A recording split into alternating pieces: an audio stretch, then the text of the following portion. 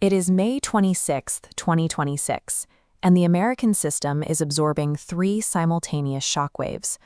Ordinarily, governance relies on a predictable baseline. Diplomacy requires pausing gunfire for talks. Justice relies on individual court dates. Incumbents are shielded by the establishment. We are now witnessing an institutional stress test. A new doctrine of aggressive force and velocity is replacing what was once procedural stability.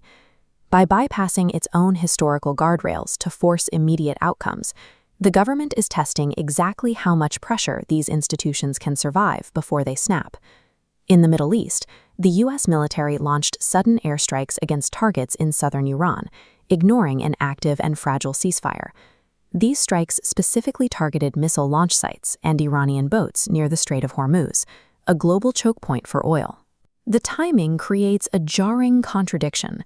While the bombs were dropping, Iranian officials were sitting at a table in Doha, Qatar, physically engaged in peace negotiations to end the war.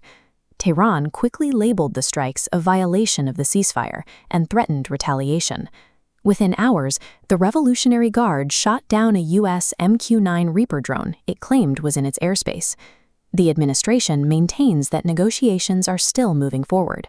However, this strategy relies on a volatile gamble, that a nation can be bombed into a peace deal without triggering a total regional collapse.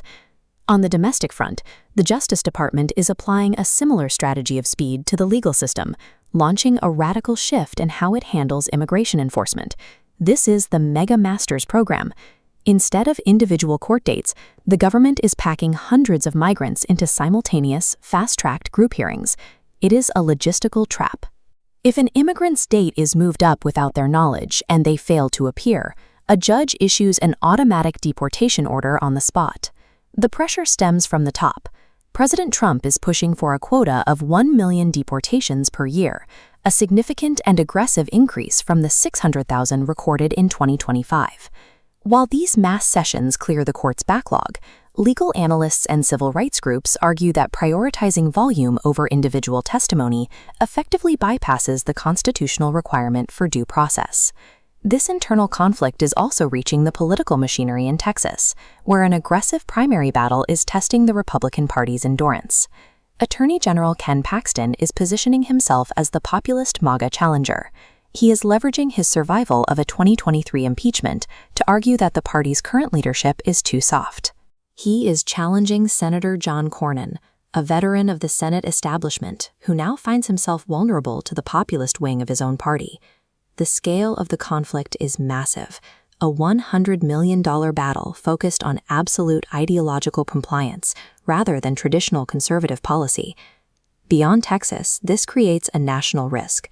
A divisive and expensive primary could weaken the eventual winner enough to hand control of the U.S. Senate to the Democrats.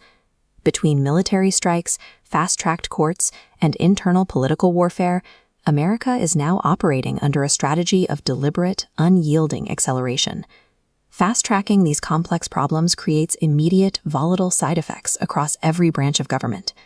The administration is betting that shock and awe tactics will yield the results they want, even while risking the structural integrity of the nation's foundational systems. The institutions haven't fully broken yet. But the question is, what happens when that systemic pressure finally maxes out?